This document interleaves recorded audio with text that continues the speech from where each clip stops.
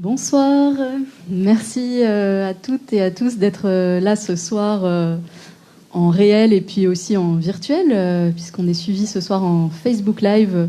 Donc je salue aussi les gens à distance. Je me présente rapidement, je vais animer cette 24e rencontre du Forum urbain. Je suis Laura Brown, enseignante-chercheur à l'École supérieure des professions immobilières à Bordeaux, en architecture et en urbanisme. J'ai eu l'occasion de lire l'ouvrage qui nous réunit ce soir quand je menais une recherche sur la question de l'eau potable et de l'aménagement des territoires au sein du LIR, au laboratoire de R&D de Suez France. Et donc cet ouvrage m'avait vraiment interpellée, dans le sens où il rendait visibles des choses qui sont rendues, qui sont finalement invisibles pour la plupart des gens, qui sont l'eau qui circule sous nos villes. Donc le Forum urbain m'a permis d'animer cette rencontre. Je rappelle que le Forum urbain il a vocation à mettre en relation les chercheurs qui travaillent sur la ville, toutes disciplines confondues, avec des acteurs socio-économiques des territoires.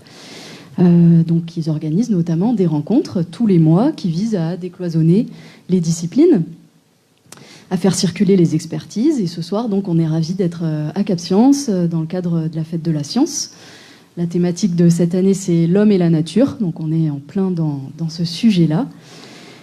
Cette rencontre, elle est aussi labellisée dans le cadre du projet POPSU, POPSU Métropole, qui est un programme de recherche national qui inclut les métropoles et un ensemble d'équipes de recherche à travailler sur plein de thématiques qui concernent les métropoles et leurs relations avec les territoires environnants.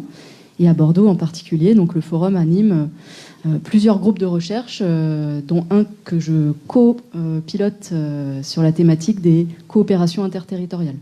Voilà, donc on travaille avec une équipe sur la question de l'eau potable, de l'alimentation, sur un ensemble de sujets qui font qu'on s'interroge sur la ville, mais bien sûr sur les territoires périphériques, périurbains, ruraux, sur l'interconnexion entre ces pôles. Donc on est réunis autour de cet ouvrage, L'entrepreneur et le prince, la création du service public de l'eau. Un ouvrage que je vous conseille donc d'acquérir si vous voulez en savoir plus sur cette histoire longue, sur la mise en réseau de cette ressource. Donc Christophe Defeuillet, donc à ma droite, qui est enseignant, chercheur affilié à l'école urbaine de Sciences Po Paris. Christophe s'intéresse depuis longtemps en fait, au sujet de la délégation de services publics, c'est-à-dire aux contrats que des personnes morales de droit public confient à des délégataires privés.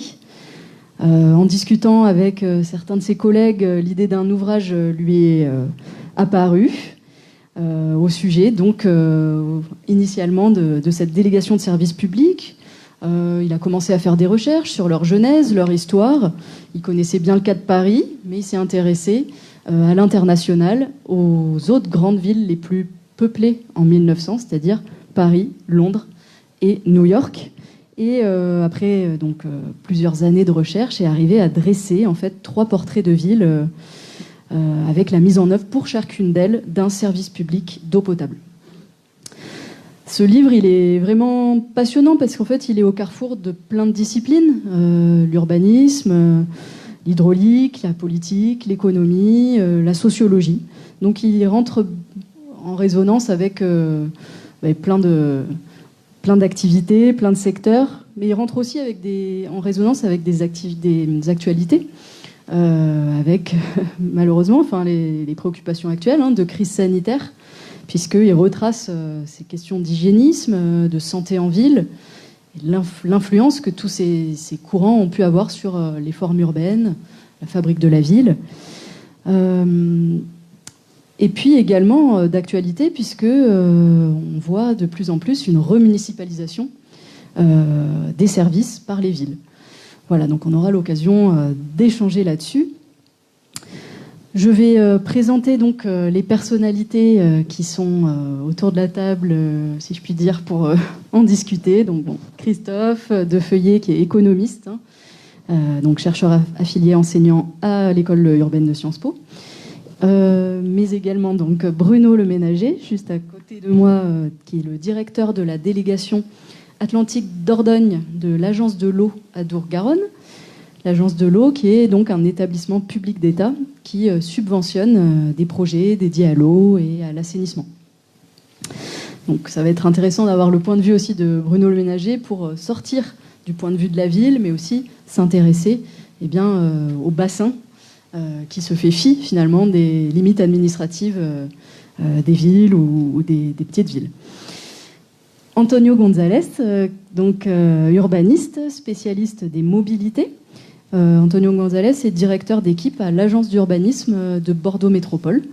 Donc, ce qui vous a particulièrement parlé, je pense, à la lecture, c'est comment finalement les réseaux influent les formes des villes. Donc, on aura aussi l'occasion d'échanger là-dessus. Donc, je vous propose dès à présent de se lancer. On va organiser la rencontre en deux sessions. Une première pour discuter avec nos invités de la création des réseaux d'eau en général dans les 3 villes du livre, donc voir ces 3 villes, finalement ces 3 modèles, quelles sont les spécificités de chaque cas. Donc là, on verra avec Christophe. Au-delà des villes, comment les réseaux interconnectent des ensembles territoriaux. Donc on verra quelles sont les logiques à l'œuvre. Et puis, comment les réseaux d'eau influent la forme des villes. Et plus particulièrement, là, on ira sur Bordeaux, puisque voilà, on est réunis ici. Et je pense que ceux qui sont ici s'intéressent aussi certainement au cas bordelais.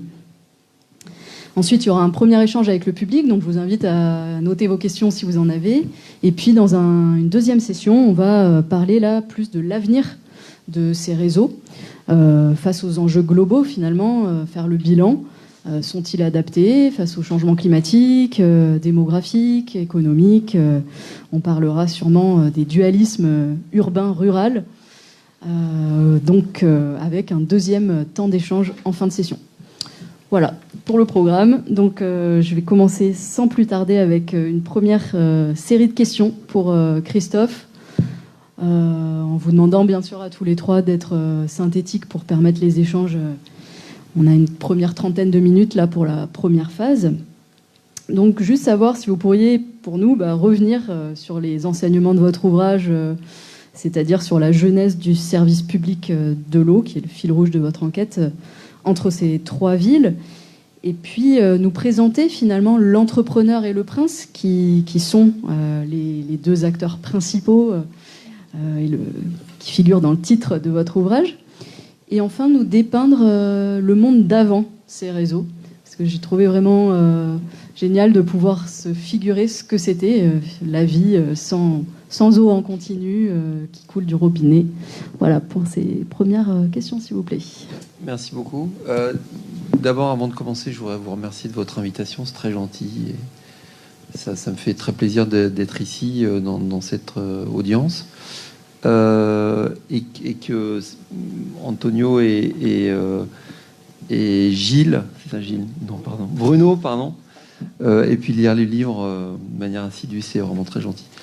Il y a beaucoup de questions. Alors sur la première question, l'eau avant les réseaux. Non, effectivement, les réseaux en fait d'eau, finalement dans l'histoire des villes, ça vient assez tard. Ça vient au début. Enfin, dans l'essentiel des villes en Europe, c'est plutôt au milieu du 19e siècle. Donc c'est il y a pas longtemps. En Angleterre, à Londres, ça vient bien avant, mais c'est une exception. En Angleterre, ça vient à la fin du XVIe siècle, début du XVIIe.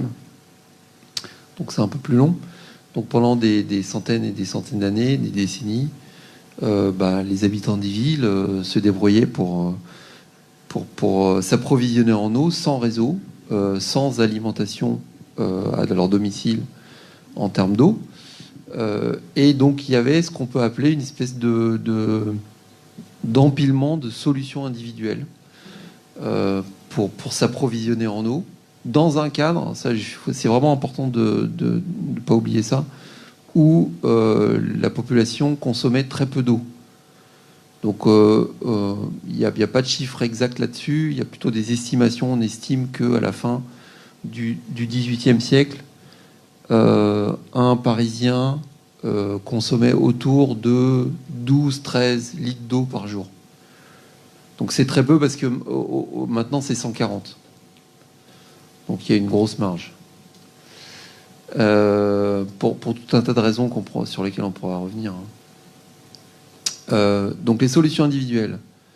Les premiers, c'est les puits. Donc il y avait beaucoup de puits dans les villes. Je pense qu'à Bordeaux, c'était pas la même chose. Évidemment, dans les grandes villes comme New York, Paris, Londres, il y a des sources, il y a des fleuves, il y a des rivières. Donc les gens allaient s'approvisionner aux rivières, dans les fleuves. Et puis les porteurs d'eau. Donc ça, c'est un peu plus tardif, qui permettait d'aller chercher de l'eau et puis les apporter auprès de la population. Et puis, encore un autre élément. Si je suis trop long, vous m'arrêtez. Un autre élément qui est aussi relativement important, c'est que vous allez me dire, c'est la population. Mais comment s'approvisionner en eau le clergé, les princes, la royauté, etc. Eux, ils avaient ce qu'on appelait des concessions privées.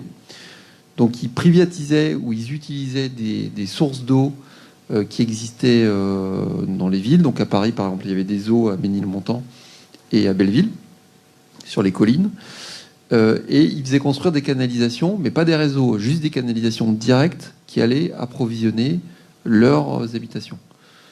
Donc ça s'appelle les concessions privées. Et donc c'était pas un réseau public, c'était des réseaux privés. Donc en fait, ils privatisaient ou ils utilisaient à leur propre compte, pour leur propre compte, les sources d'eau qu'il y avait à Paris. Et puis finalement, dans les grandes villes. Et puis, quatrième ou cinquième, je ne sais plus, solution, les fontaines publiques. Il y avait quelques fontaines publiques, mais très très peu, qui permettaient d'alimenter la population.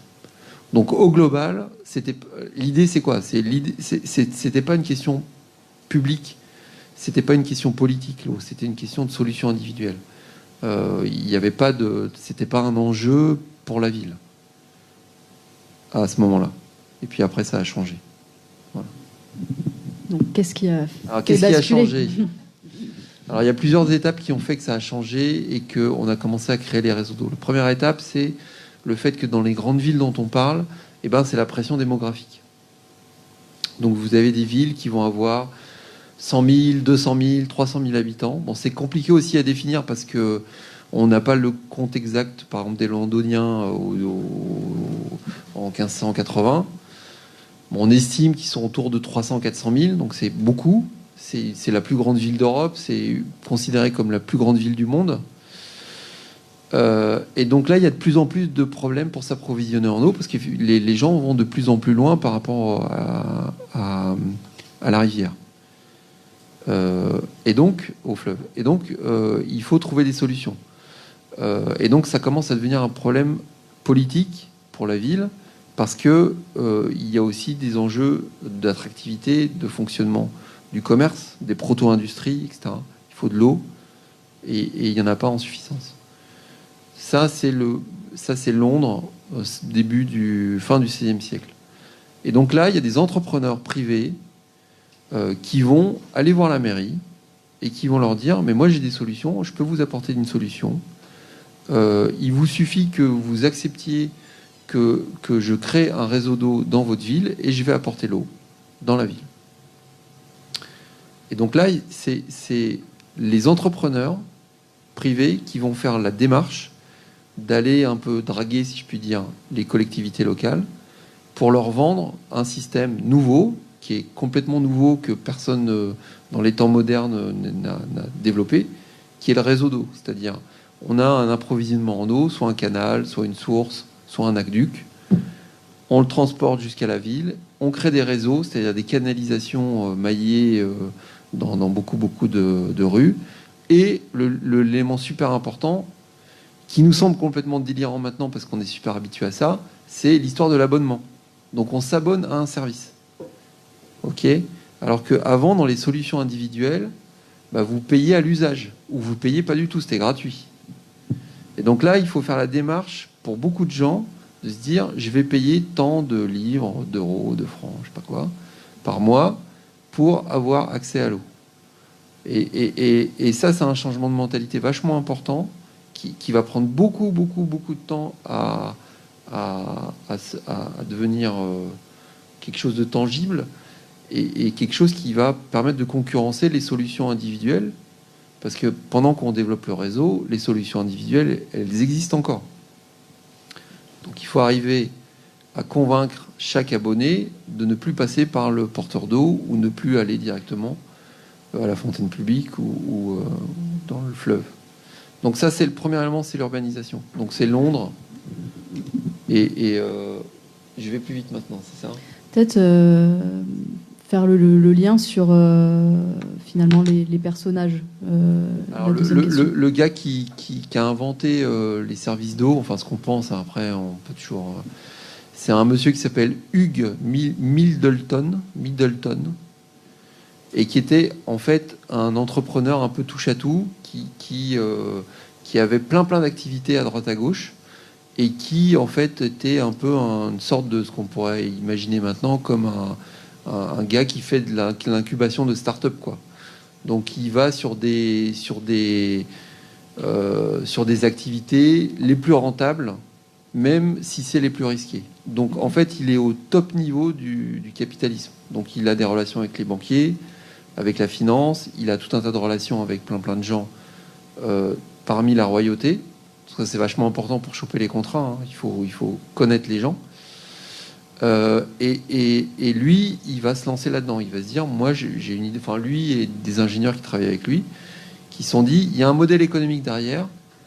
Si j'arrive à faire en sorte de convaincre la mairie de Londres et la royauté de pouvoir faire ce réseau, bah, je vais pouvoir rentabiliser le réseau et gagner beaucoup d'argent. Donc c'est une logique purement marchande, initialement. Donc c'est une logique marchande qui se justifie par le fait qu'il est en concurrence avec les solutions individuelles, premièrement. Et deuxièmement, faut se rappeler que l'eau, à ce moment-là, c'est pas un bien essentiel. Bon, évidemment, si vous buvez pas, vous allez mourir, hein, c'est sûr, mais c'est pas un bien essentiel en termes de politique de la ville ou de politique tout court, politique publique. C'est pas une infrastructure de base, ok, parce que les gens utilisent pas beaucoup d'eau. Donc on peut toujours se débrouiller pour en trouver à droite à gauche. Voilà. Lui, il a créé une compagnie qui s'appelle la New River, qui est la deuxième compagnie qui a été créée en Angleterre. Et c'est 1608, 1612. C'est très tôt. C'est beaucoup plus tôt que les autres compagnies. Après, il y a d'autres villes anglaises qui ont... Après la New River, ça va devenir un peu l'exemple de toutes les compagnies en Europe. Et parce que ça marche super bien, il fait énormément de bénéfices. Et il devient la compagnie la plus rentable d'Angleterre. Ok, donc ouais, on voit qu'il y a un business, qu'il y a un changement de mentalité qui se met progressivement en œuvre, changement de pratique de la part des habitants, des usagers. Et peut-être pour avancer un peu dans le temps, il y a aussi après la question de l'hygiène. Alors après, les épidémies. On saute des décennies, etc. Et on arrive à la fin du XVIIIe siècle. Et au milieu du XVIIIe siècle, fin du XVIIIe siècle. Et là, il y a un mouvement qu'on appelle le mouvement hygiéniste qui commence à se développer en Europe et qui va mettre en avant le fait que l'eau est importante pour la propreté et pour la santé. Et donc, il faut combattre ce qu'ils appellent à l'époque les miasmes, les eaux stagnantes, qu'on considère comme étant un phénomène qui empoisonne l'air, notamment dans les grandes villes qui sont super peuplées. Et donc, on se dit là, les villes commencent à se dire, si on veut que nos populations soient en bonne santé, il faut qu'on combatte ça. Il faut qu'on arrive à faire en sorte d'alimenter la ville avec plus d'eau. Et donc, c'est là que vraiment va émerger la notion de réseau et la demande de réseau. Et donc, pareil, dans toutes les villes d'Europe dont on va parler là, ils vont être en demande de réseau à cause de ce mouvement hygiéniste-là et à cause du fait que la population consomme de plus en plus d'eau parce qu'il y a un changement de mentalité autour de l'eau. C'est les entrepreneurs privés qui vont répondre à la demande dans quasiment toutes les villes d'Europe. Et puis il y a le troisième phénomène qui est le phénomène où il y aura vraiment l'impulsion majeure, c'est le choléra. Donc c'est une épidémie qui arrive en 1832 ou 31 en Europe, qui fait des ravages dans les villes, qui est absolument terrifiante pour la population, parce que c'est une maladie qui vous emporte en quelques heures et surtout, vous ne connaissez absolument pas les causes de la maladie à l'époque, et ça touche n'importe qui dans n'importe quelle position sociale. Donc c'est pas une maladie de pauvre, c'est pas une maladie de riche, etc. Donc ça crée des peurs paniques. Il y a des villes qui se vident de leur population en quelques jours quand le choléra arrive, ou la fièvre jaune aux États-Unis. Et donc là, très vite, il y a un docteur anglais qui s'appelle Jon Snow, donc qui est pas dans Game of Thrones, c'est un autre gars, en 1850 à peu près, et lui, il arrive à trouver un lien entre les eaux sales, les eaux qui sont pas impropres à la consommation, mais que les gens boivent quand même, et le choléra. Et donc, on a une identification, on ne connaît pas bien pourquoi ça se passe, mais on sait que l'eau sale conduit à ce que les gens meurent du choléra. Et donc, il va y avoir dans toutes les villes d'Europe une espèce de course pour développer des réseaux, pour alimenter en eau propre la population, pour faire face à ces enjeux de choléra. Et là, après, je m'arrête. Et là, va arriver un autre phénomène qui est super important, c'est que je vous ai expliqué tout à l'heure que tous les réseaux étaient créés par les entrepreneurs privés. Et là, le choléra arrive. Et là, l'eau commence à devenir un bien essentiel, un bien universel. Et là, il y a des tensions de plus en plus fortes qui vont se faire jour entre les collectivités, enfin, qui n'ont pas beaucoup de pouvoir à l'époque, mais disons les pouvoirs publics et leurs représentants dans les villes, et les compagnies privées. Parce que, évidemment, à ce moment, dans ces situations-là, il devient extrêmement compliqué et difficile de pouvoir justifier qu'une compagnie privée fasse du bénéfice et donc restreigne ses investissements dans une situation où il y a du choléra qui est là et où il faut étendre les réseaux le plus vite possible et avoir le maximum d'eau qui arrive chez les gens.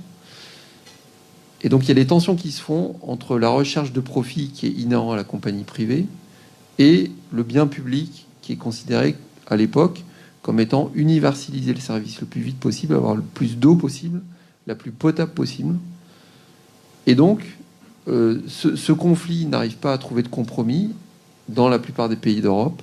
Et donc il y a une remunicipalisation quasi totale de l'eau dans les pays européens et aux États-Unis.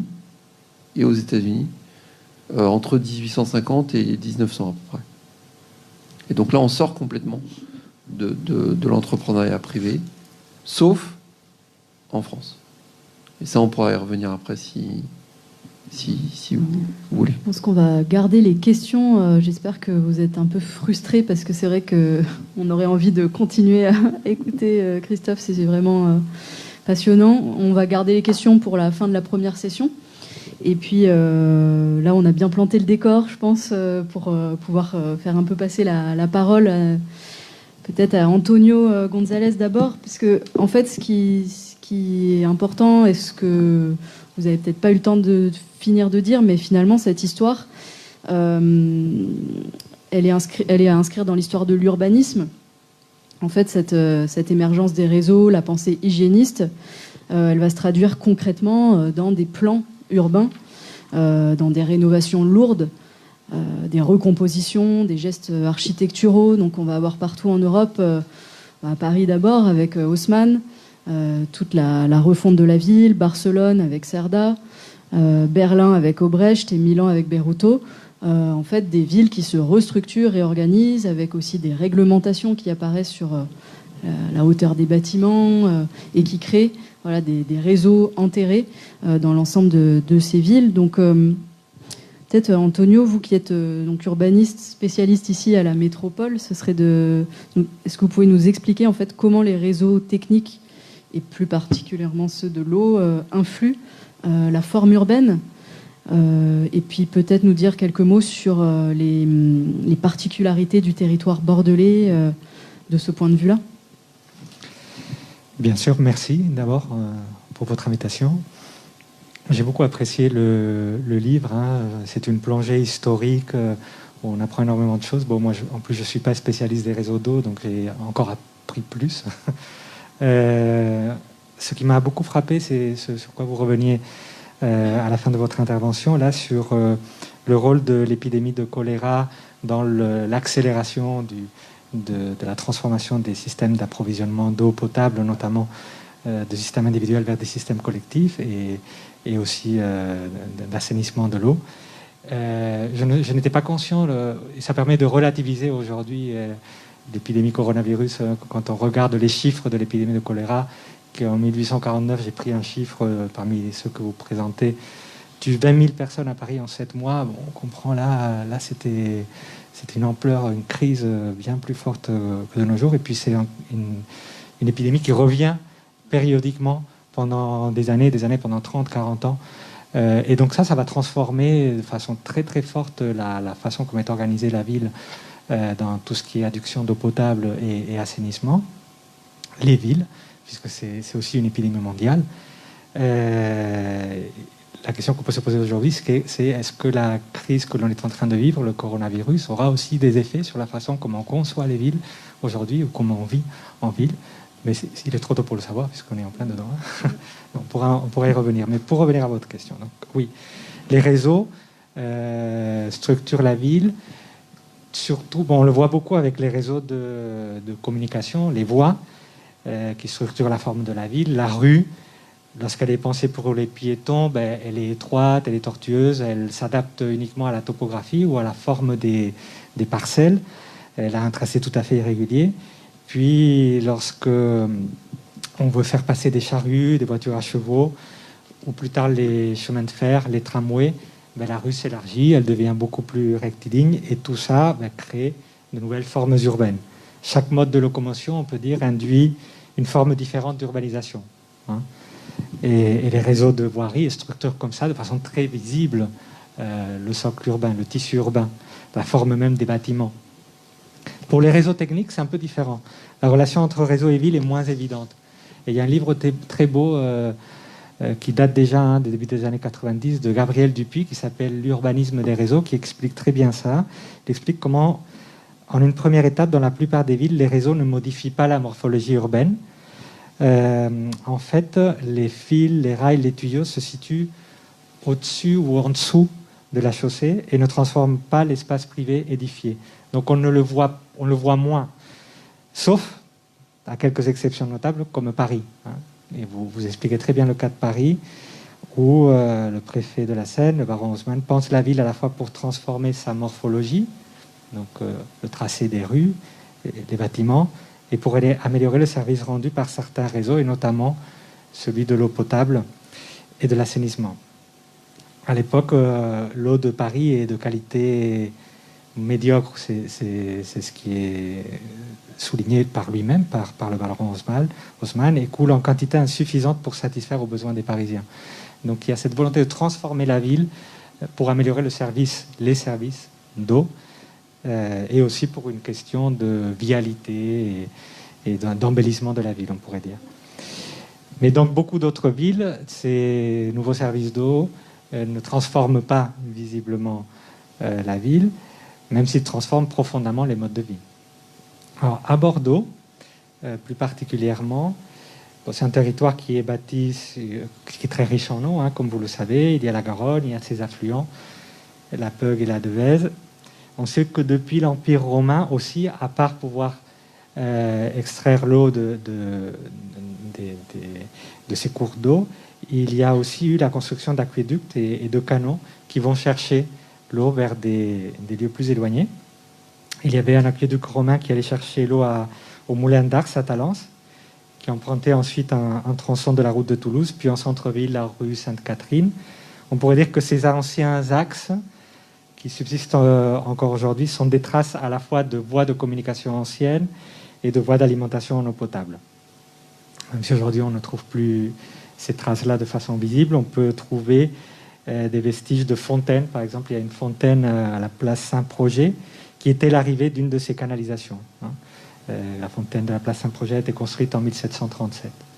Voilà, donc on trouve quelques vestiges visibles dans l'espace urbain, mais c'est moins visible que dans d'autres villes comme Paris, que vous détaillez très bien dans le livre.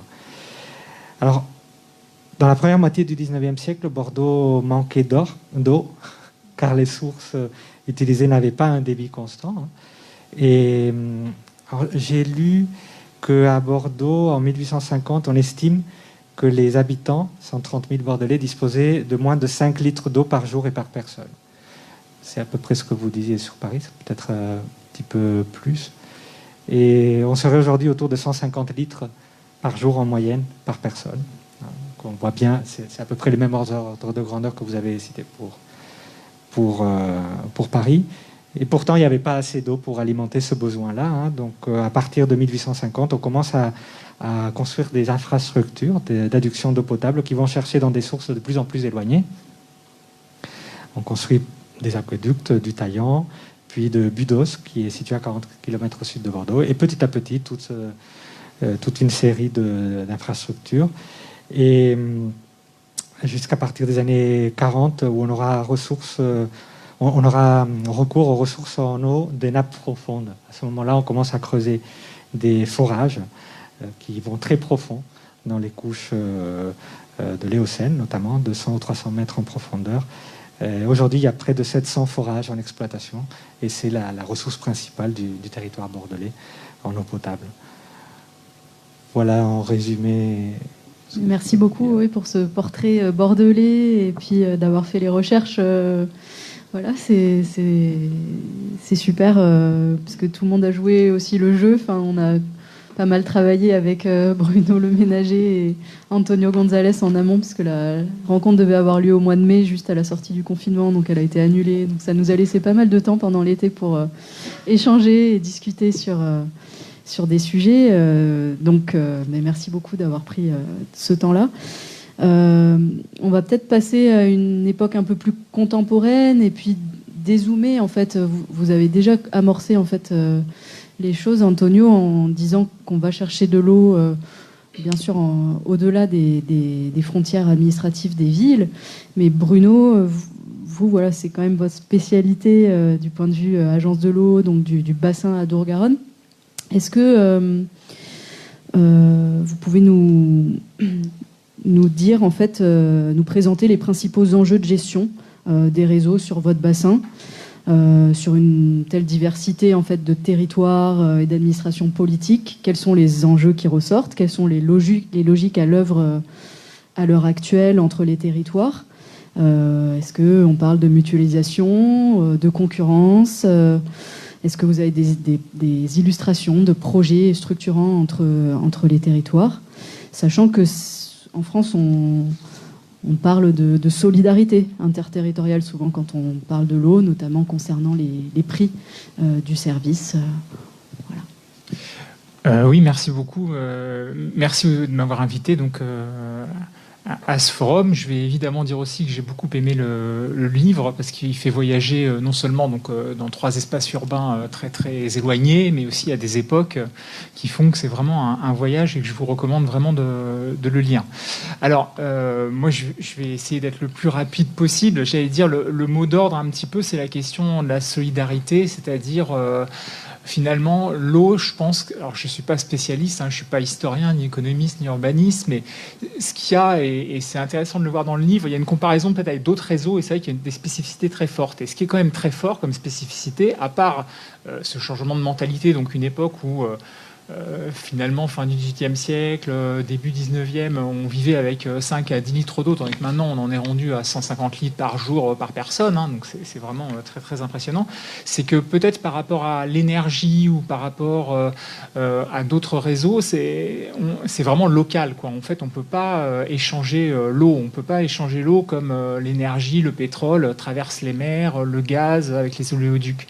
L'eau, ça reste quand même quelque chose qui est hyper précieux pour des raisons effectivement sanitaires, et en même temps à un coût quand même très très bas, et toutes les mégapoles à toutes leurs époques ont été obligées de maîtriser cette question-là. Donc c'est vrai que moi ça m'a frappé cette application-là, enfin cette explication-là dans le livre, parce que finalement nous au niveau du bassin, donc que ce soit le bassin de la Garonne ou plus généralement les différents bassins du Sud-Ouest, donc la Charente, la Garonne, la Dordogne, la Dour et puis les affluents aussi de la Garonne, eh ben, on voit ça, c'est-à-dire qu'effectivement, une concentration de moyens dans des mégapoles ou dans des grosses agglomérations, où en fait les habitants sont quand même suffisamment denses pour avoir un service assez peu cher, et donc on a souvent un prix de l'eau qui va être peu cher par rapport à la moyenne nationale. Un des prix de l'eau les moins chers en France, c'est à Paris, c'est dans Paris même.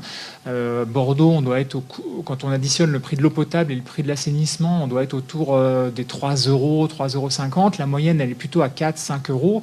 Et il y a des endroits ruraux où on est à 6, 7, 8 euros sans problème, quoi, en fait. Alors, c'est pas hyper... ça touche pas beaucoup d'abonnés par définition, mais là où il y a un problème souvent, et là où ça devient très cher comme service, c'est quand il faut parcourir de grandes distances avec un tuyau et des abonnés qui sont très très distants. Et là, évidemment, il y a un problème technique.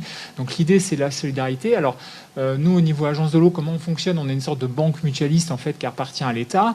On prélève sur en fait le mètre cube d'eau, donc qui est 1 euro, on prélève 50 centimes à peu près sur, comme je vous le disais, le mètre cube d'eau, il est autour de 4 euros la tonne, 4 euros le mètre cube quand vous le payez chez vous. Et ça, on le réinjecte et on essaie de le réinjecter avec un cliquet qui fait qu'on va subventionner plutôt le rural que l'urbain. Alors on essaie de pas faire une différence directe en disant les urbains on va pas du tout vous aider, les ruraux il y a que vous qu'on va aider. On s'est plutôt mis à faire une différence sur le prix de l'eau minimum, quoi. C'est-à-dire on aide plutôt ceux qui ont un prix de l'eau élevé et ceux qui ont un prix de l'eau inférieur à 3 euros de façon schématique, on ne va pas les aider. Donc ça nous sert à assurer une sorte de solidarité parce que c'est vrai que dans le livre, on voit les problèmes des mégapoles et de leur développement en plusieurs siècles, mais il y a un autre problème, c'est tout l'hinterland et puis tout le bassin versant dont l'eau dépend. Et alors ça donne lieu à des conflits parfois. Alors il y a des endroits où on essaie d'aider un maximum à l'interconnexion, parce que quand on est dans des milieux différents, si on fait un peu de géographie, finalement dans les vallées, on a toujours ces conflits, l'eau de ma vallée est meilleure que celle du voisin, et puis je ne partagerai pas. C'est un peu caricatural, vous m'excusez, mais je ne sais pas si c'est de l'anthropologie ou de la sociologie, mais c'est quand même assez vrai. Et donc, il y a cet effet-là d'aider, par exemple, des territoires qui sont en territoire cristallin, c'est-à-dire toute la partie Gironde, la partie aval, la partie de plaine, c'est comme le bassin parisien, tout ça c'est du calcaire, il y a quand même pas mal d'eau. Alors que quand on est par exemple dans le Massif central ou quand on commence à être dans les Pyrénées, on commence à être parfois en Bretagne aussi, on commence à être dans des supports où en fait on est sur du cristallin et le cristallin il retient pas l'eau en fait, il stocke pas l'eau. Et là, effectivement, souvent on a des systèmes de sources, mais pour peu que vous commenciez à développer des activités touristiques dans ces milieux montagneux, que ce soit des stations de ski ou de l'accueil de tourisme, vous vous trouvez assez juste.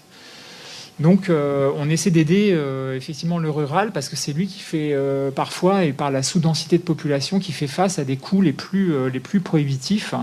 Et c'est là que c'est le plus difficile. Donc on a cette volonté-là. Tout ça pour vous dire, donc on est quand même toujours dépendant d'un bassin versant et c'est vraiment fascinant de voir la stratégie un peu des différentes mégapoles, donc de Londres, de New York et de Paris par rapport à son bassin versant et puis de Bordeaux. Vous l'avez dit, Antonio, comment Bordeaux, en fait, dans les années 50, avec une électrification, un développement du marché de la pompe qui fait que le kilowattheure est pas cher, la pompe est pas chère, et on va chercher de l'eau à 300 mètres sous terrain. Et d'ailleurs, ça c'est génial parce qu'il n'y a pas de problème de pollution et c'est très peu cher en plus à traiter parce que c'est une eau qui est très très pure. Le problème, c'est qu'elle a plus de 20 000 ans et que c'est pas open bar, mais ça, c'est un autre débat. Donc, le bassin versant, en fait, c'est extrêmement important. Et puis, le deuxième point sur lequel on essaie d'agir, donc il y a cette question, je disais, de solidarité de bassin versant. Et puis après, là, j'ai envie de relier ça au livre. C'est que les réseaux, c'est un peu un paradoxe, mais c'est la partie émergée de l'iceberg. Alors oui, ils sont souterrains, on les voit pas, mais en fait, les autres moteurs qui, eux, sont immergés et qu'on voit pas, c'est la question de la norme, et ça c'est vraiment hyper important, et vous en parlez très très bien, je trouve, de dire comment la norme évolue et comment en fait on arrive dans des villes infectes en fait au début XXe siècle.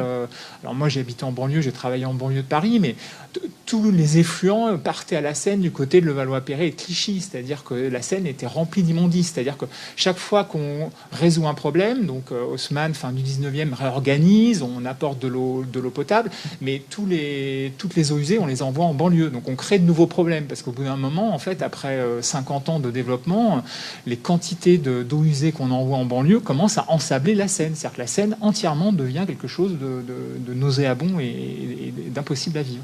Et donc à chaque fois, on a des nouveaux problèmes et c'est la norme qui vient. Et là, c'est vrai que c'est la police d'État. Alors, dans un État jacobin, finalement, moi, ma petite théorie, c'est que ça se fait un peu par bâcher, quoi. On est très centralisé, donc on sent qu'il y a eu Haussmann qui a réorganisé tout Paris. Ça a été quand même extrêmement violent. Actuellement, par exemple, on a le Grand Paris qui est aussi un geste extrêmement fort sur les réseaux. Donc, c'est comme ça. Alors que c'est vrai qu'on voit Londres, New York, où c'est d'autres dynamiques qui sont en cours. Donc, je disais, le premier moteur, c'est la norme, c'est-à-dire l'augmentation des normes, c'est-à-dire on le voit sur l'assainissement avec tous les micropolluants, tout ça, tout ce qui est sanitaire. Maintenant, on commence à détecter des nanoparticules. Donc, c'est vrai que maintenant, on a des niveaux de normes et de sécurité qu'on n'imaginait pas.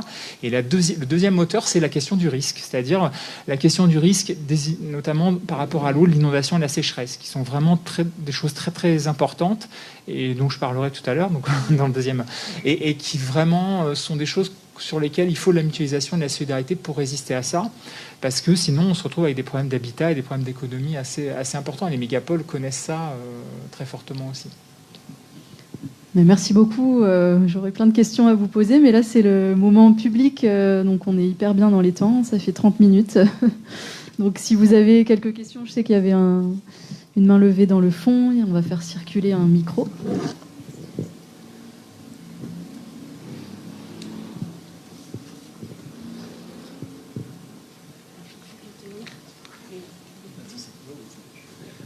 Vous pouvez vous présenter éventuellement aussi pour vous situer. Merci. Donc, bonjour, Jérémy Blade, je suis actuellement alternant chez Suez en master recherche opérationnelle. Donc j'ai 2 ans de formation pendant lesquels je suis embauché là-bas. Donc je vais vous poser une question à monsieur à gauche, je ne sais pas noter les noms. Enfin à droite, gauche. Defeuillet. Pardon. Christophe. Donc monsieur Defeuillet. Vous parliez de renationalisation des réseaux. Qui a été faite entre 1850 et puis 1900. Remunicipalisation ? Remunicipalisation, oui, pardon. Je voulais savoir comment cette remunicipalisation s'est faite, c'est-à-dire est-ce que les réseaux ont tout simplement été confisqués aux entreprises privées, est-ce qu'ils ont été rachetés dans un premier temps, et puis ensuite, est-ce qu'aujourd'hui c'est quelque chose qui serait possible si une crise sanitaire le demandait ? C'est pas grave.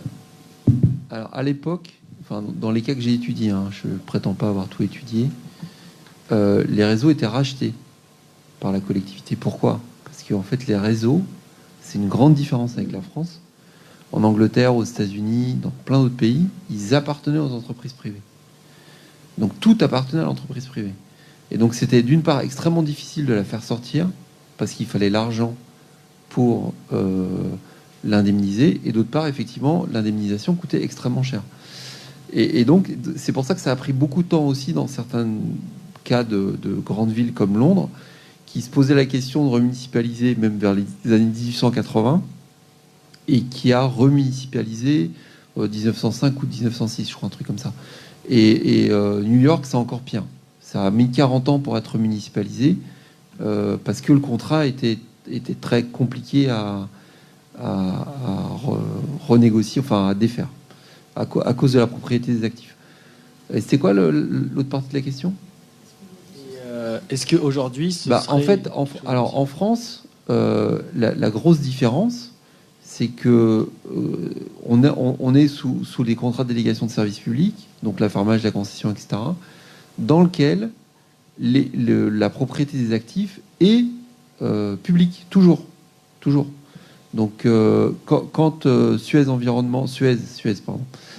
Veolia gère un service d'eau, même durant la durée de gestion du service d'eau, l'ensemble des actifs sont de la propriété publique. Donc, ça veut dire qu'à la fin du contrat, si le contrat est bien défini et bien designé, le retour à la ville des biens du service se fait de manière gratuite.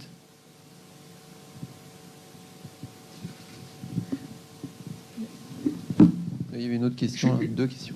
C'était juste pour donner un petit complément, mais dans le livre, à la fin, il y a une excellente analyse sur comment, justement, en France, c'était le risque de l'inflation que vous analysez, en fait, le risque de l'inflation, et comment, en fait, le Conseil d'État, au fur et à mesure de sa jurisprudence, arrive à maintenir l'équilibre entre la puissance publique qui possède le réseau et donc le délégataire qui ne doit pas être, je vais le dire trivialement, mais qui ne doit pas être ruiné. Et c'est vraiment très très éclairant, je trouve, la façon dont vous présentez ça, dont on voit comment cet équilibre constant, il essaie d'être organisé par le Conseil d'État. Pardon.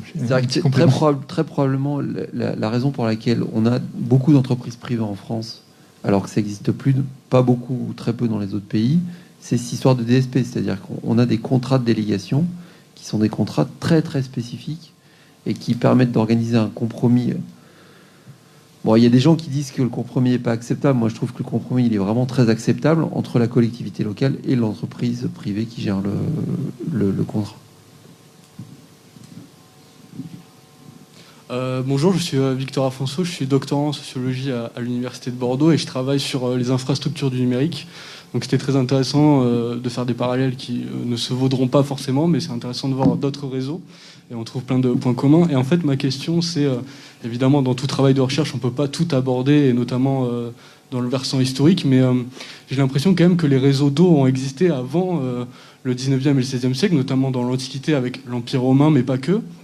Est-ce que vous avez des éléments de réponse sur comment ça s'est passé? Est-ce que c'est la chute de l'Empire qu'on a oublié ce savoir-faire du réseau?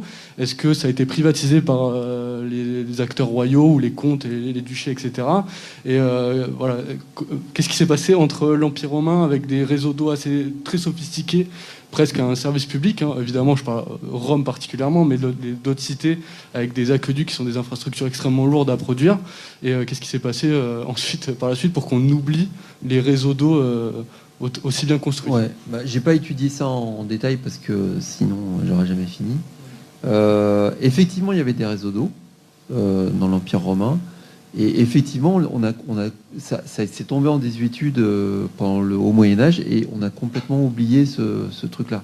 Après, pour être franc, moi, je sais absolument pas comment fonctionnaient les réseaux d'eau. Est-ce qu'il y avait un business model un peu comme les entreprises privées, avec un abonnement, etc. J'en sais rien du tout.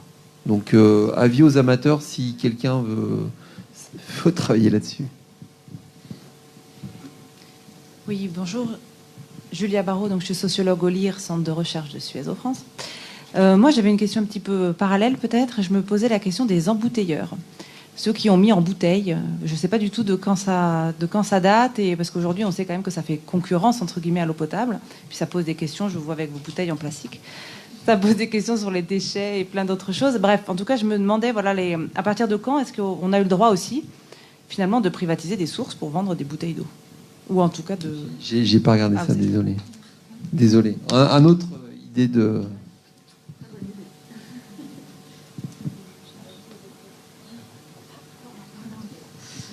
Bonjour, je suis Myriam Casamayor, docteur en urbanisme. Je travaille également dans un bureau d'études en urbanisme, où je réalise notamment des plans locaux d'urbanisme. Je voudrais revenir à l'échelle locale, la métropole et la périphérie. J'ai connaissance que l'Éocène Nord est déficitaire. Et notamment, je crois que c'est le lieu où la métropole s'approvisionne, ainsi que les communes périurbaines. Je me posais la question si vous aviez connaissance déjà de conflits de pouvoir entre des communes qui seraient périurbaines sur lesquelles vous envisagez de faire des forages et la métropole voilà.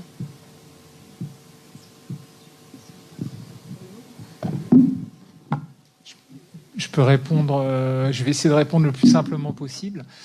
En gros, de mémoire, l'Éocène, c'est un très gros réservoir en fait, qui couvre beaucoup plus que la métropole, c'est-à-dire qu'il couvre les 2/3 de la Gironde.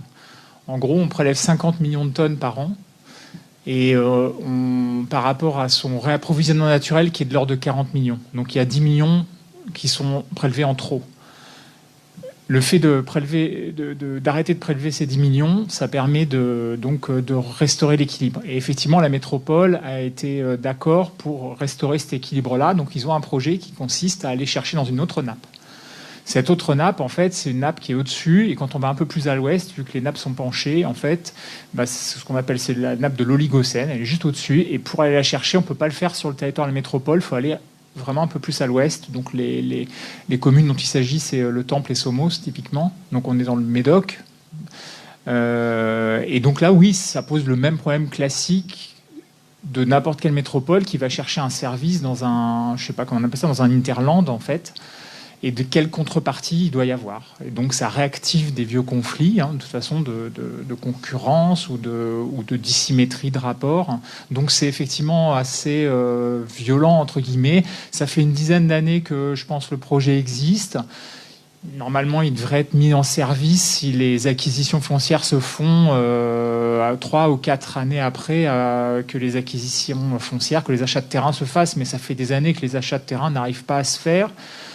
Alors, pour ça, il y a un outil en France qu'on appelle la déclaration d'utilité publique. Il y a un juge des expropriations qui peut procéder à l'expropriation. Donc, on en revient toujours sur cette idée un peu de... Je ne sais pas comment les Anglais font ça. Enfin, le Royaume-Uni fait ce genre de choses. En tout cas, chez nous, voilà, c'est encore un État très, très centralien, très centralisé. Et donc, on peut aller jusqu'à l'expropriation pour ça. Après, est-ce que la Bordeaux Métropole voudra...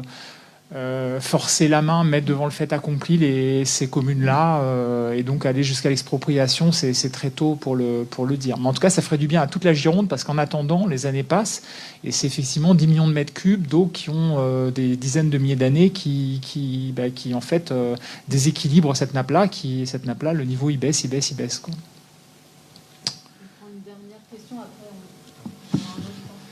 Bonjour, Thomas Derichaud, je suis doctorant en sociologie et je travaille sur les marchés publics et notamment sur comment on donne une valeur à un bien public, que ce soit économique ou politique, etc. Alors j'ai 2 questions mais qui sont très rapides. Vous avez dit au début de votre présentation qu'il y avait 3 raisons sur le changement, sur le besoin de construire un réseau d'eau. L'augmentation démographique, l'augmentation de la distance et l'augmentation du besoin d'eau pour l'industrie. Est-ce que dans ces 3 raisons, il y en a une qui est plus importante que l'autre? Je pense notamment est-ce que cette réponse des acteurs privés n'est pas en lien avec le besoin d'autres entreprises privées de pouvoir produire davantage, et donc du coup l'eau serait moins un bien essentiel qu'un besoin économique pour les industries pour pouvoir produire? Et ça fait passer par exemple à Internet qui a été développé au niveau militaire, qui a été étendu pour le public et maintenant qui est quand même... Certains disent que la puissance d'Internet augmente pour pouvoir augmenter la puissance des entreprises à communiquer entre elles, échanger des informations, etc. Et ma deuxième question, c'est normal parce que du coup vous avez quand même très peu de temps pour présenter votre livre, c'est l'explication du mythe de l'entrepreneur qui vient apporter la solution miracle à des collectivités complètement déprimées qui n'arrivent pas à trouver de solution.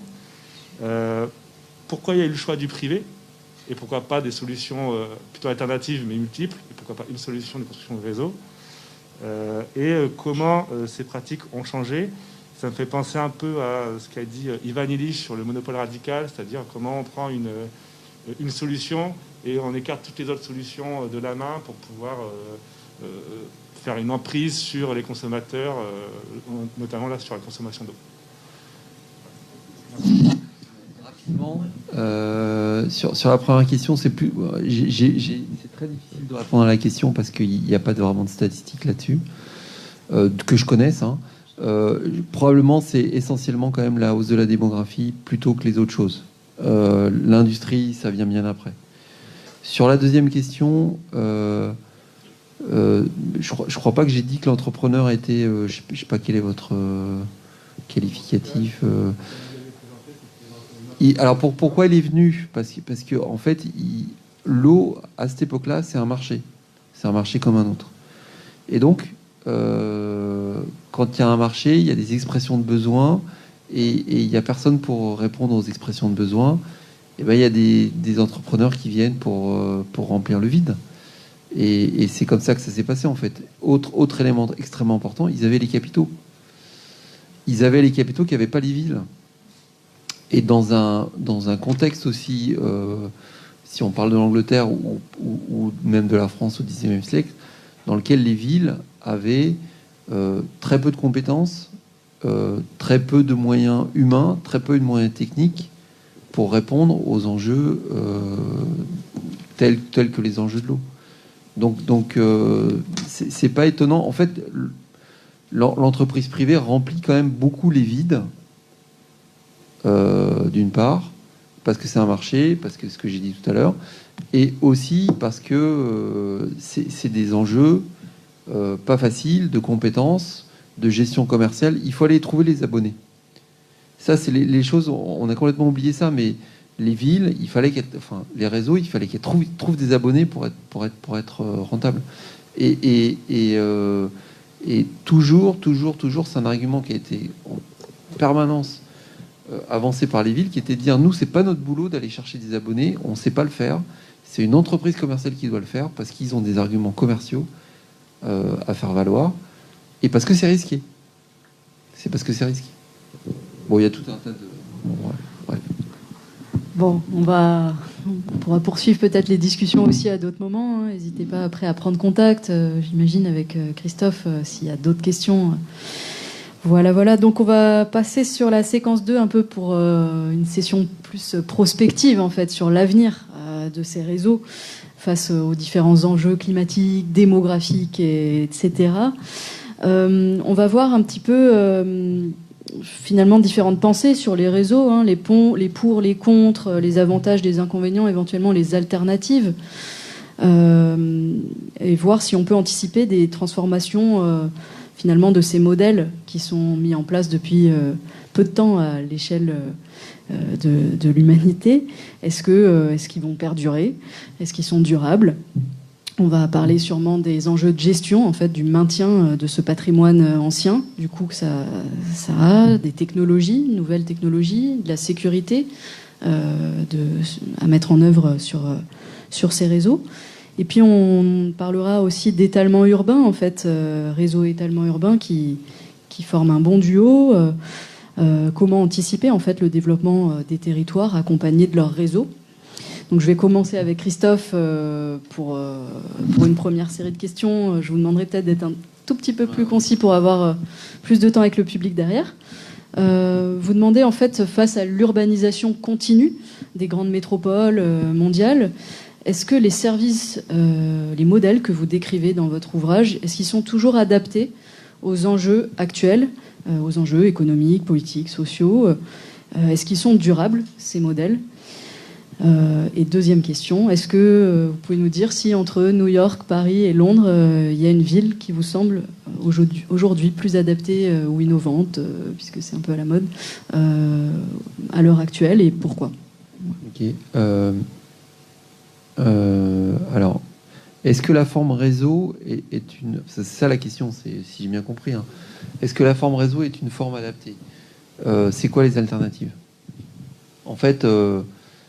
alors, on peut regarder dans les autres services publics. Effectivement, il y a tout un tas pour l'instant, de discussions, de négociations, d'évolutions de tendance, notamment dans l'énergie, avec le développement de la décentralisation, de l'individualisation des solutions, etc. Le réseau, ça a deux grands avantages qui sont quand même extrêmement forts. Ça mutualise, donc ce qu'on a indiqué précédemment, et ça permet de gérer les risques. Et l'eau, ça a quand même une valeur sanitaire. Et il y a des enjeux sanitaires qui seront extrêmement importants. Et le fait d'avoir de l'eau, un réseau, ça conduit quand même avec une structure centralisée, dans une ville ou dans une agglomération, ça permet de pouvoir garantir une très grande qualité de l'eau et le fait que l'eau soit potable. Donc, moi, je vois pas trop à l'avenir, ou à un avenir très très proche, le fait que la forme réseau dans l'eau soit dépassée par autre chose, par des solutions individuelles ou que sais-je. Elle reste une forme, je pense, très d'actualité. Après, on peut toujours changer des choses, modifier des choses, faire améliorer un certain nombre d'éléments. Sur les trois villes, j'ai pas suivi vraiment en détail ce qui se passait à Londres et New York ces derniers temps, enfin de manière contemporaine. Pareil, c'est une évolution intéressante parce que d'une part, c'est une ville qui a été remunicipalisée il y a 10 ans et qui essaye d'avoir un certain nombre d'actions qui sont un peu différentes des actions qui étaient réalisées précédemment. Donc et des actions qui visent sur l'eau en bouteille, on en a parlé tout à l'heure, d'essayer de créer une marque qui s'appelle Eau de Paris, qui essaye de concurrencer, entre guillemets, l'eau en bouteille en disant voilà, nous on a l'eau de Paris, buvez-la. C'est une sorte de marketing en fait autour de ça. Il y a tout un tas d'initiatives sur la tarification sociale, il y a tout un tas d'initiatives autour de la protection de la ressource. Bon, bref, il y a des choses qui se font, qui évoluent et qui méritent d'être regardées plus en détail. Je ne sais pas si j'ai répondu à la question. Les doubles réseaux aussi, également à Paris. Ouais, mais ça, c'est lié à... C'est historique et en fait, on n'a pas fait exprès d'avoir ce genre de truc, mais c'est juste quelque chose qui est lié au passé et c'est pas quelque chose qui a été vraiment pensé en tant que tel. Ok, oui, ça répond. En tout cas, pas de problème.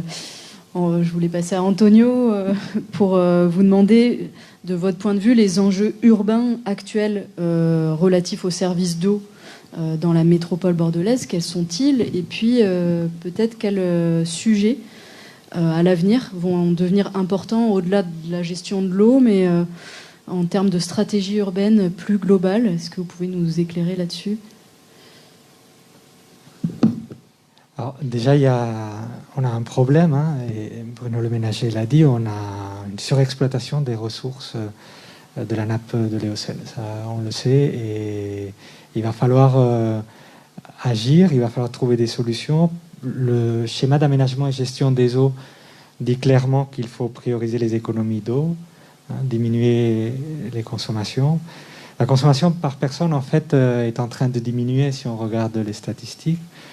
Il y aurait, il semble, une prise de conscience collective, à la fois des individus et des collectivités et puis des entreprises, mais bon, sans doute, il y a beaucoup à faire encore. Il y a peut-être à chercher de nouvelles ressources, comme vous l'avez évoqué également.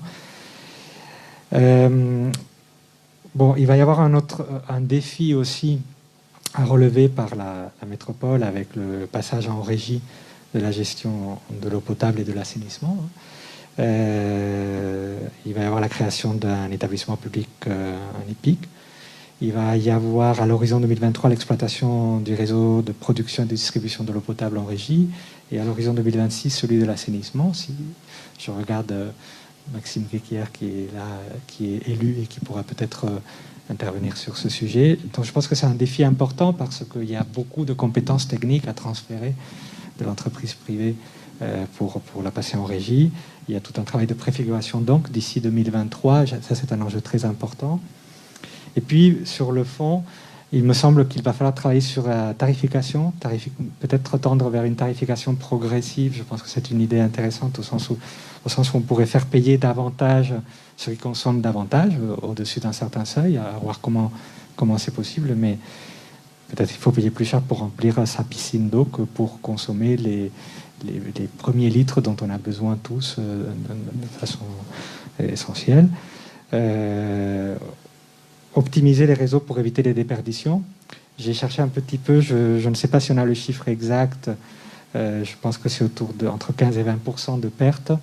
Les systèmes de détection de fuite ont été améliorés, hein, mais il faut quand même augmenter la performance des réseaux. Et puis des nouvelles pistes, je pense qu'il faut explorer dans le contexte du réchauffement climatique, de sécheresse et de surexploitation des ressources. Il faut sans doute mieux réutiliser ou réutiliser les eaux de pluie pour certains usages. On ne le fait que très peu ici.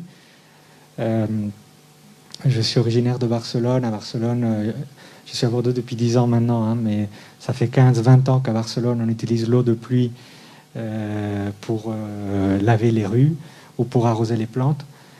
C'est un peu étonnant qu'on ne réussisse pas à le faire ici. Je ne parle pas de l'eau issue des stations d'épuration, qu'on pourrait aussi utiliser sans doute, hein, mais juste l'eau de pluie. Voilà.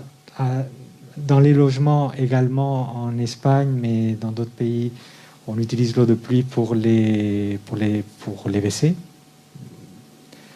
pour laver les voitures. Voilà. tout ça, je pense que ça devra être réfléchi dans les années à venir. Et puis pour l'espace public, très concrètement, il faut repenser aux fontaines d'eau potable dans l'espace public. À l'agence d'urbanisme, on a fait une étude là-dessus. On sait que la nouvelle municipalité se préoccupe pour ces questions. À quels endroits, pour quels usages? Il n'y a pas eu jusqu'à aujourd'hui une vision stratégique sur ce sujet à Bordeaux. C'est un sujet qui est important, mais où est-ce qu'il faut mettre les fontaines d'eau potable? À côté des aires de jeux pour enfants, là où les gens pratiquent du sport, dans les lieux de promenade et touristiques. Aujourd'hui, on trouve beaucoup de fontaines dans les cimetières et pas systématiquement des fontaines à côté des aires de jeux pour enfants, par exemple. Donc ça, c'est essentiel. Également, bien sûr, peut-être pour donner un service public à ceux qui n'ont pas un logement fixe, les SDF. Et voilà, je sais que c'est des sujets qui inquiètent aujourd'hui les nouveaux élus. Il va falloir voir comment on agit. Un plan stratégique des fontaines publiques me semblerait très intéressant. Merci beaucoup. Oui, là, c'est un bon panorama d'un ensemble de mesures socio-économiques. Peut-être qu'on vous fera réagir, monsieur l'élu, sur peut-être la mise en œuvre de la régie. Voilà, ce genre de sujet un peu d'actualité, mais qui va préfigurer un certain nombre de mesures d'avenir. Le LIR également accompagne la collectivité sur les sujets des fontaines, sur les futurs usages de la ressource. On avait beaucoup travaillé donc avec Julia Barrault sur ces sujets. C'est vrai que c'est intéressant d'avoir un regard de l'extérieur. Vous venez de Barcelone, parce qu'en venant d'un milieu où l'urgence est déjà avérée et où il y a déjà les actions en place, on se dit mais pourquoi c'est pas le cas ici, pourquoi c'est pas fait? Et c'est vrai que derrière, il y a quand même tout un ensemble de mécanismes, puis du prix de l'eau. Enfin, nous, les enquêtes qu'on a pu mener, c'était souvent ça. Pourquoi on n'arrose pas avec de l'eau de pluie? Parce que l'eau potable est tellement peu chère, et puis elle est déjà là, installée. Donc voilà, le changement de solution en soi représenterait aussi un investissement considérable par rapport au modèle existant. Mais c'est toujours rafraîchissant et intéressant de prendre l'avis de l'extérieur sur ces sujets. Pour essayer aussi quand même de faire bouger les choses à long terme. Donc dernière série de questions pour Bruno Le Ménager. En fait, on l'a vu dans le livre aussi là, de Christophe, qui décrit bien l'enjeu principal finalement au XIXe siècle. C'était quand même l'aspect sanitaire sur la transformation des villes. Et au XXIe siècle, là, on est plutôt, bien sûr, toujours sur ces sujets, mais aussi sûrement sur l'enjeu climatique.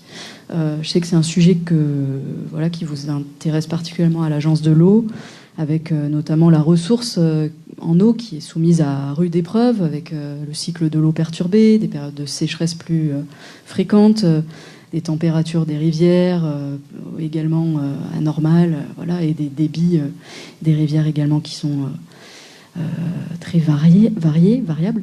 Donc, quelles sont les principales actions que l'Agence de l'eau Adour-Garonne met en place dans le cadre de ce que vous avez appelé l'adaptation au changement climatique, dans un guide que vous avez fait paraître? Est-ce que vous pouvez nous en dire quelques mots?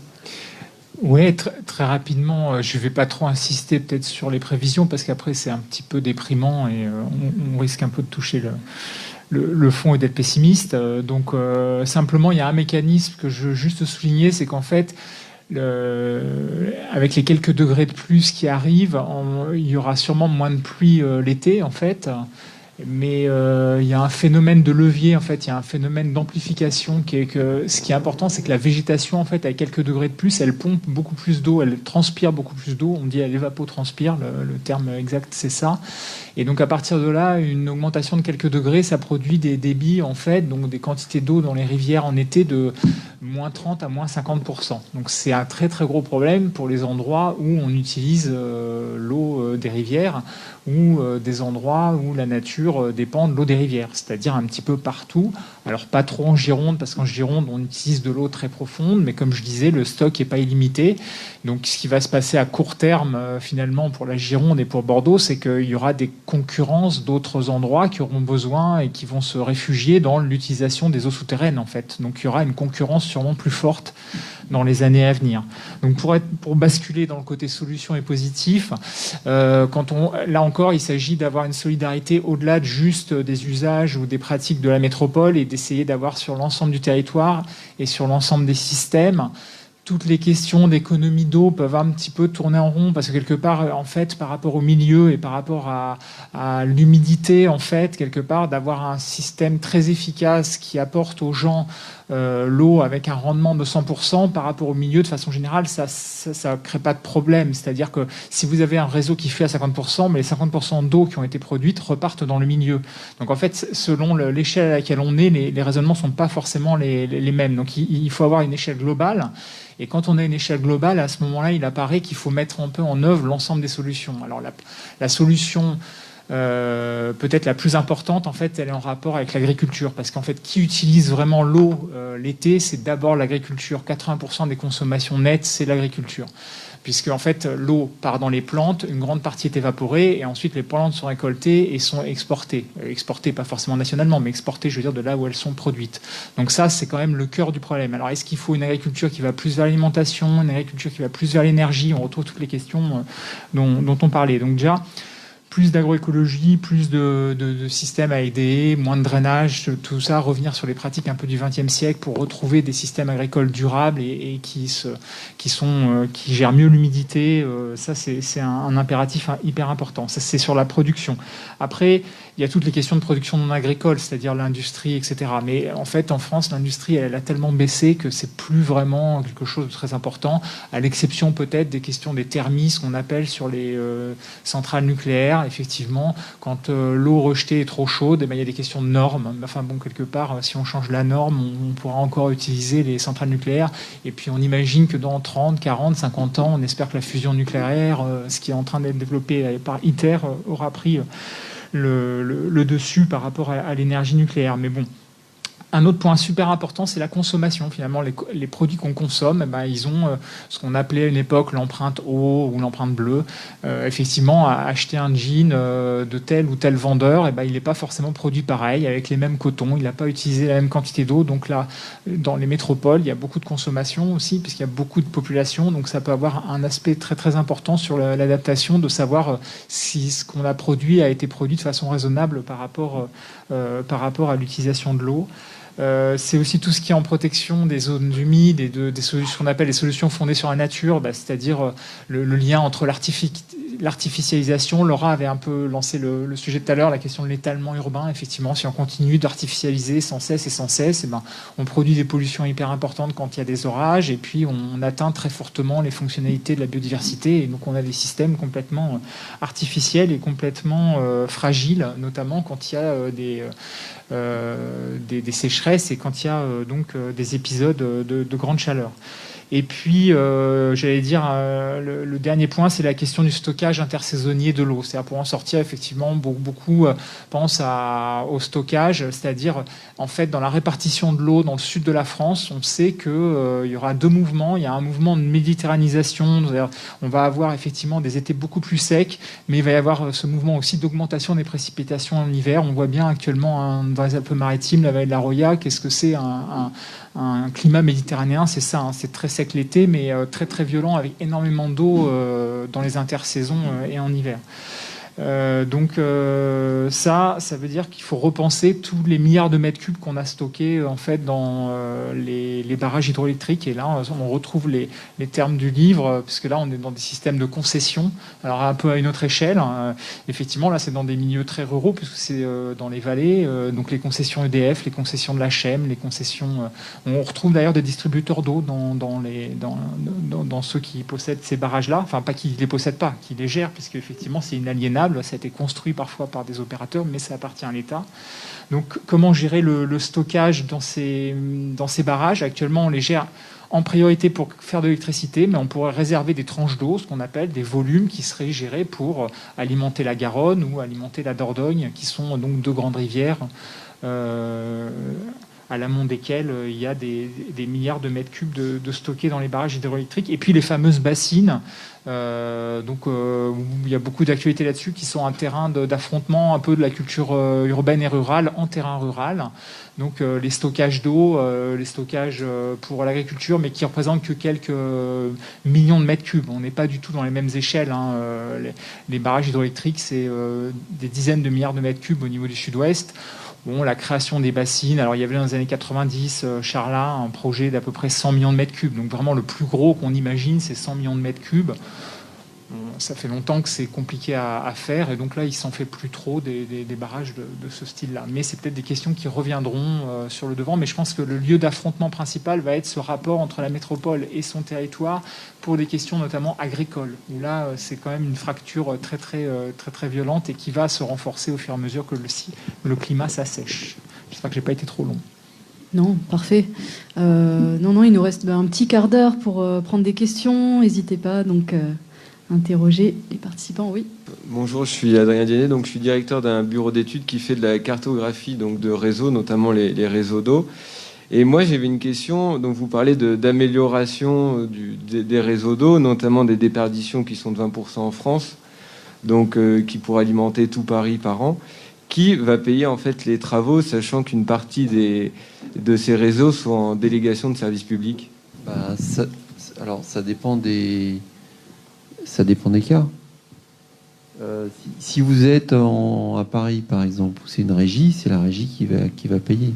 Alors, les 20%, c'est pas le cas dans les grosses agglomérations. Donc, Paris, c'est le taux de rendement du réseau, c'est 92%. Donc, les taux de fuite, c'est 8%. Donc, c'est très faible. Et c'est très faible depuis très, très longtemps. Donc après, il y a peut-être il y a sûrement des endroits où le taux de fuite est beaucoup plus important, mais bon, il faut faire attention avec c'est des services publics locaux, donc c'est local, quoi. Et donc quand c'est une régie, les investissements sont faits par la régie. Quand c'est de l'affermage, les investissements sont faits, c'est partagé, mais les gros investissements sont faits par la collectivité, et la concession, c'est fait par l'entreprise privée, sachant qu'en France, les contrats de DSP, c'est 80% de contrats d'affermage, à peu près. Moi, j'avais une remarque, c'était par rapport au fait que vous avez dit d'une part que 80% de l'eau est captée par l'agriculture, et d'autre part qu'aujourd'hui, on n'utilise pas du tout de réseau alternatif au réseau d'eau potable classique, c'est-à-dire tous les réseaux d'eau usée, recyclée, et puis d'eau de pluie, on ne les utilise pas. Est-ce qu'on n'a pas ici une solution qui est de créer un réseau alternatif avec les réseaux d'eau de pluie et puis de récupération d'eau usée, puis d'utiliser ces eaux-là pour l'agriculture? Quand je disais les 80%, c'est parce qu'en fait, c'est 80% d'eau qui sont vraiment consommées, qui sortent du système local, en fait. Parce qu'après, le cycle, lui, ne s'interrompt pas, donc ça part dans l'air, et puis après, ça se reprécipite ailleurs. En fait, le problème, c'est que comme l'eau est très peu chère de façon générale, c'est-à-dire que le prix de l'eau agricole est très, très inférieur à l'eau potable. Je crois qu'on est à quelques centimes par mètre cube quand on irrigue. On n'est vraiment pas sur les mêmes endroits, et donc transporter l'eau devient très vite très très cher, en fait. Donc on est toujours sur le même problème, c'est-à-dire que c'est toujours plus rapide d'utiliser une solution proche que de faire venir l'eau de loin. C'était le cas, je sais qu'à une époque, Barcelone s'était interrogé, il y avait un projet au péri-méditerranéen de faire passer de l'eau un petit peu du Gard par là, vers, voilà. Mais c'est des projets qui sont très très coûteux, et il faut attendre vraiment que la crise soit très très sévère pour qu'en fait il y ait ce genre de système qu'on appelle des transferts de bassins et qui ont lieu très peu souvent. Donc en fait on en est encore, on pourrait dire, moi je verrais comme ça, mais c'est pas très positif peut-être. À un moment où finalement le coût de l'eau est trop bas parce que la crise n'est pas assez avérée pour que ces méthodes-là, ces méthodes alternatives soient exploitées ou explorées. Et c'est dommage parce qu'en fait, les méthodes alternatives, il vaut mieux faire de la prévention que faire du curatif au dernier moment dans la crise. Mais ça, j'allais dire, c'est un sujet peut-être philosophique, j'ai pas vraiment d'avis là-dessus, mais c'est vrai que je repense au mois de mai, on pensait enfin, quand on préparait en février, quoi, par là, la présentation d'aujourd'hui, bon, on n'imaginait pas qu'on serait une place sur deux tous avec des masques, quoi. Donc c'est vrai que la crise apporte cet accélérateur qui fait qu'on peut avoir des ruptures et voir autrement les choses. Mais là, pour l'instant, la réutilisation d'eau, ouais, elle est quand même pas mal en panne et c'est vraiment dommage parce que c'est vraiment parmi les solutions majeures, évidemment, vous avez raison. Moi, j'avais une question pour Monsieur Defeuillé, avec son recul et son regard sur d'autres contextes que le français. La crise que vit, ou en tout cas que certains dénoncent vis-à-vis du modèle français de l'eau, qui fait en sorte que les factures d'eau doivent recouvrer la totalité des investissements et le fonctionnement du service de l'eau, qui est un modèle qui est unique au monde pratiquement, enfin, ou à peu de choses près, et qui atteint effectivement des limites. Alors il y a eu tout un programme ANR sur la question, dirigé par Bernard Baraquet il y a quelques années, etc. Puisqu'en fait, pour reparler des investissements dont on parlait tout à l'heure pour la question du rendement, des fuites, etc., donc c'est des investissements colossaux qu'il faudrait faire. Or, les consommations baissent, on l'a dit tout à l'heure, et donc du coup, les recettes des services baissent, qu'ils soient gérés par le public, pour le privé, qu'importe. Hein. Et donc du coup, les investissements nécessaires ne se font pas ou sont décalés dans le temps, etc. Donc, à la lumière de ce que vous avez pu étudier, quelle est la durabilité de ce modèle français? De quelle façon est-ce qu'on pourrait le retravailler? Est-ce qu'il faudrait qu'on paye l'eau dans nos impôts? Est-ce qu'il faudrait que ce soit, je ne sais pas quel autre service qui paye en partie? Enfin, qu'est-ce qu'on pourrait inventer? Alors, il y a déjà eu pas mal de pistes sur le sujet, mais c'est vrai que ça pose encore question, et pour l'instant, ça n'a pas l'air de bouger vraiment. J'en ai aucune idée. C'est vrai que c'est une question vraiment importante, mais j'ai pas du tout de solution et de réponse à ça. Par rapport à ce qui se fait à l'étranger, peut-être. À l'étranger, moi j'ai regardé plutôt historiquement, donc ce qui se passe actuellement, j'ai pas d'infos. Peut-être que. Bonjour à tous, merci beaucoup d'avoir organisé cette conférence qui est très intéressante. Et donc oui, effectivement, la nouvelle municipalité bordelaise et métropolitaine a décidé de passer en retour en régie. Donc Antonio a bien lu Sud-Ouest, c'est prévu pour 2023. Mais c'est pas encore acté à la métropole, ça se passera en délibération au mois de décembre. Donc du coup, les services aujourd'hui travaillent sur ce sujet d'arrache-pied, parce que c'est un vrai sujet en soi de quitter le monde de la délégation de services publics à un retour en régie. Et donc du coup, tout ce travail-là de remise en place d'une régie va se faire avec le temps, parce que c'est pas en claquant des doigts que ça se fait. Et du coup, ce qui est prévu, c'est de travailler avec les citoyens et les associations connues et reconnues sur le territoire pour faire un travail ensemble, parce que l'eau est un bien commun. Et donc du coup, si on met en place ce retour en régie en oubliant les usagers de l'eau de la métropole, je pense qu'on aura loupé quelque chose. Et donc à ce sujet, j'excuse Sylvie Cassou-Scott, qui est vice-présidente en charge de l'eau et de l'assainissement sur Bordeaux Métropole, car moi je suis juste entre guillemets en charge du cycle de l'eau dans la ville de Bordeaux, donc élu à la ville. Et donc du coup, Antonio a évoqué tout à l'heure les économies d'eau.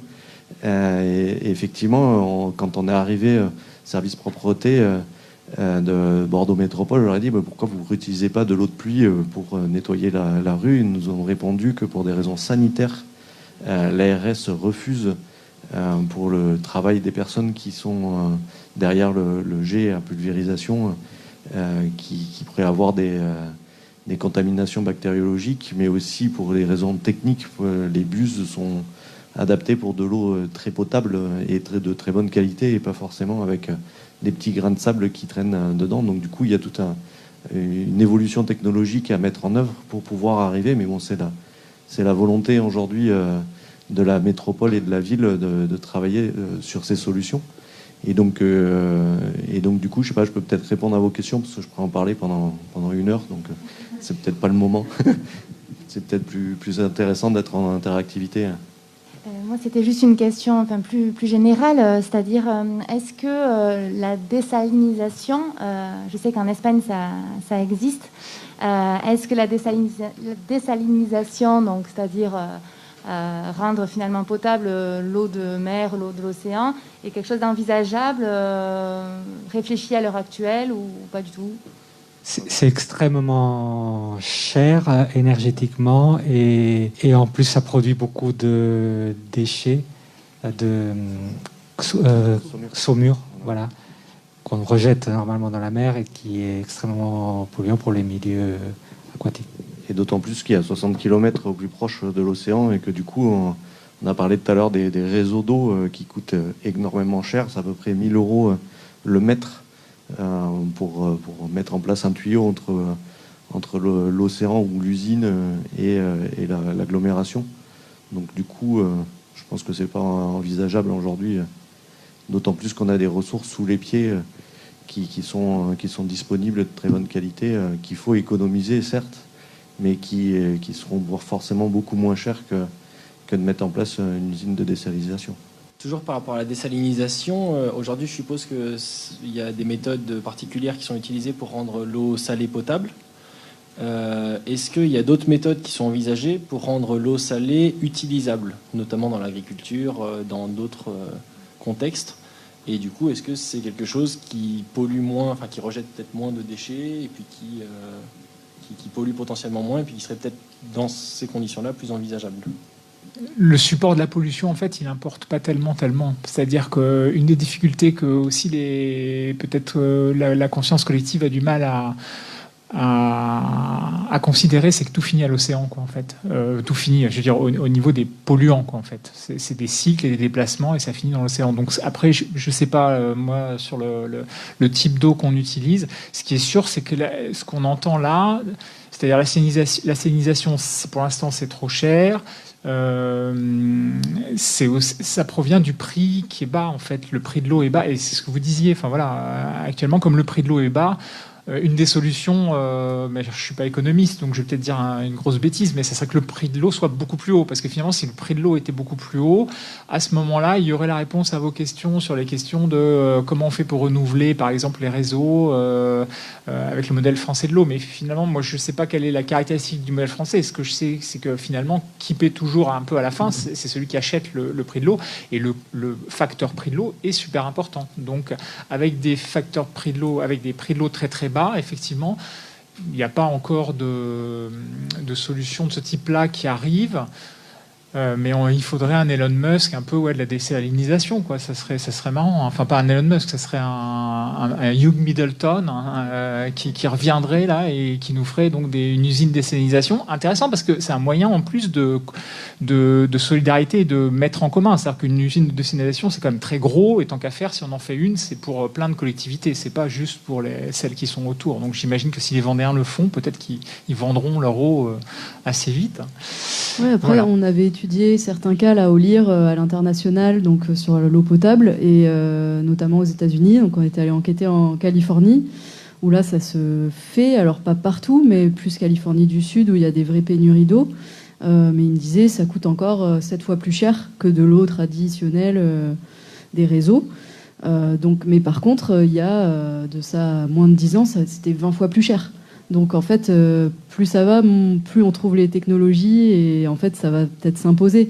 En Australie, c'est fait, quoi. C'est parce qu'il y avait des pénuries énormes.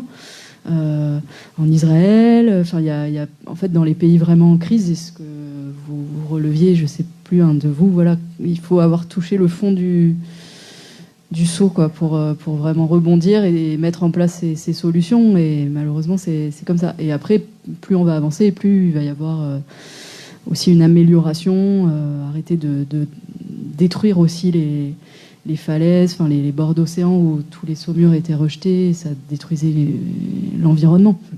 Donc, ce qu'il m'avait dit aussi en Californie, c'est que c'était très intéressant du point de vue économique d'ouvrir une usine parce que d'un coup, on crée 3000 emplois. Donc, il y avait aussi le facteur, ok, il y a l'environnement, il y a aussi l'économie locale, et donc voilà, ils optaient pour aussi ces solutions-là. Je consultais une revue. très, très bonne élève, Antonio, j'ai remarqué. C'est un numéro très intéressant, l'Atlas de l'eau, du cours international. Ok. Et j'avais regardé juste avant de venir, par hasard, un article sur cette idée de dessaler. Le titre, c'est Dessaler, une fausse bonne idée, en fait. Ils expliquent notamment ce problème de la saumure. Hein. 1 litre d'eau potable produite par dessalation produit 1,5 litre de saumure. Et tout ça, ça a un impact très fort sur les milieux marins. Apparemment, on crée même des zones privées d'oxygène lorsqu'on les rejette dans la mer. Donc il faut être quand même très attentif. Une solution qui peut paraître bonne d'un côté, on ne mesure peut-être pas immédiatement tous les effets que ça va avoir à moyen ou long terme. Donc, Une dernière question. C'est même pas vraiment une question, c'est plutôt effectivement une remarque. Avant d'aller vers la désalinisation, il y a quand même encore un champ des possibles en termes d'économie d'eau de fou. Je veux dire, on consomme 150 litres par personne par jour, c'est énorme. Et donc effectivement, on parlait tout à l'heure de tarification progressive, environnementale, enfin... Là, aujourd'hui, on ne fait rien en France pratiquement. Il y a quelques communes très touristiques où il y a vraiment des différences très fortes entre l'été et l'hiver, par exemple, où il y a des tarifications environnementales ou progressives qui existent. Mais là, il y a encore tout à inventer. Donc la désalinisation, peut-être qu'on pourra attendre encore un peu, quoi. En espérant qu'on n'y arrive jamais, d'ailleurs. Merci pour ce mot de la fin, Julia. Merci pour vos questions.